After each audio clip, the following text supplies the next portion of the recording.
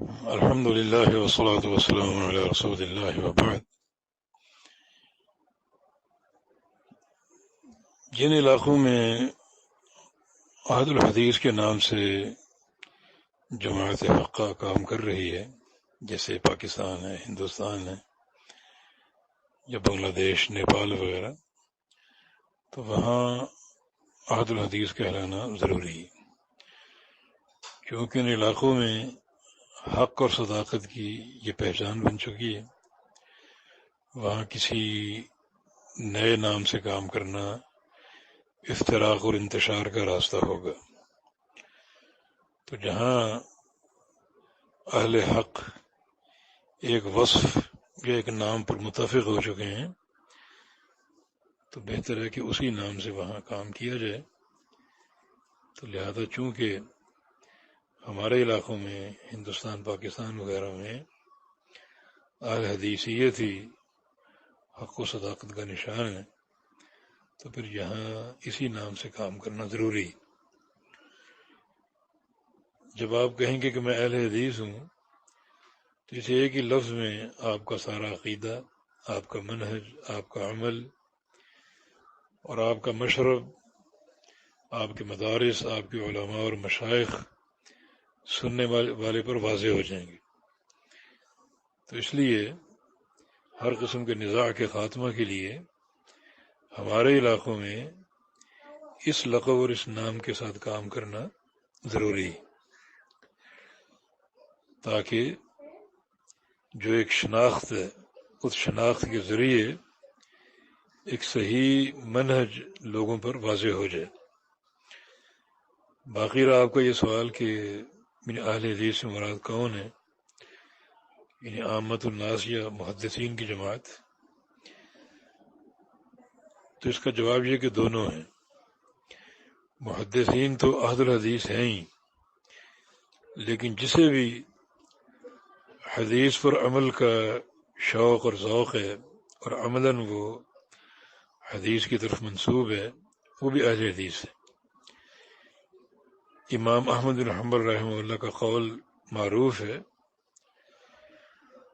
وہ کہتے ہیں کہ احد الحدیث عندنا من یستعمل الحدیث، ہمارے نزدیک اہل حدیث ہر وہ شخص ہے جو حدیث پر عمل کرتا ہے، اور یہ بات بالکل واضح ہے۔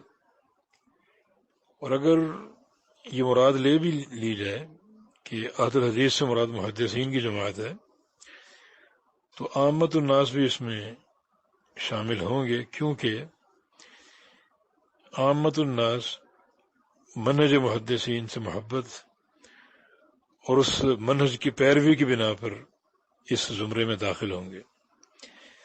تو ایک احد الحدیث وہ ہیں جنہوں نے حفظ حدیث، طلب حدیث، جمع حدیث میں اپنی عمریں کھپائیں اور صرف کی، اور روایت حدیث میں اپنا بے تحاشا وقت صرف کیا۔ دوسرے اہل حدیث وہ لوگ ہیں جو ان سے محبت کرنے والے، ان کے منہج کے پیروکار، تو انشاءاللہ وہ بھی اس محبت کی بنا پر اسی زمرے میں شامل ہوں گے۔ اس کی دلیل قرآن کی ایک آیت کریمہ ہے جہاں 3 جماعتوں کا ذکر ہے۔ ایک سابقین اولین مہاجرین، دوسرے سابقین اولین انصار۔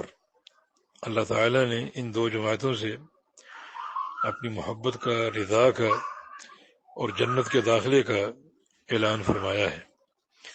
ساتھ ساتھ ایک تیسری جماعت کو بھی شامل کر لیا، اور وہ ہیں مہاجرین اور انصار کے منہج کے پیروکار جو ان کے بعد آنے والے ہیں۔ وہ جب بھی ہیں، اگر وہ ان سے محبت کرتے ہیں اور ان کے منہج کے پیروکار ہیں تو وہ بھی اس فضیلت میں داخل۔ چنانچہ اس آیت کو بار بار غور سے پڑھیں، والسابقون الاولون من المہاجرین والانصار والذین تبعوہم بإحسان،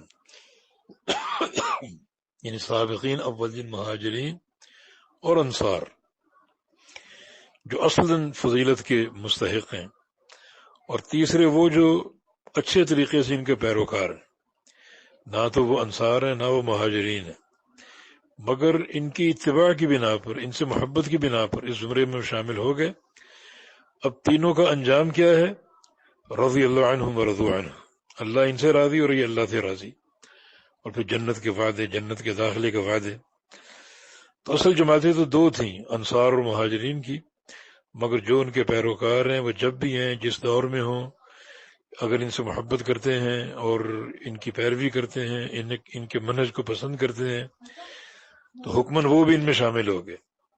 تو اس طرح عہد الحدیث سے مراد اگر محدثین کی جماعت لے لی جائے تو قیامت تک جو بھی حدیث پر عمل کا ذوق رکھتا ہے، منہج محدثین کا شغف رکھتا ہے، ان کے منہج سے پیار کرتا ہے اور ان سے محبت کرتا ہے، تو انشاءاللہ وہ بھی حکماً ان میں داخل اور شامل ہوگا۔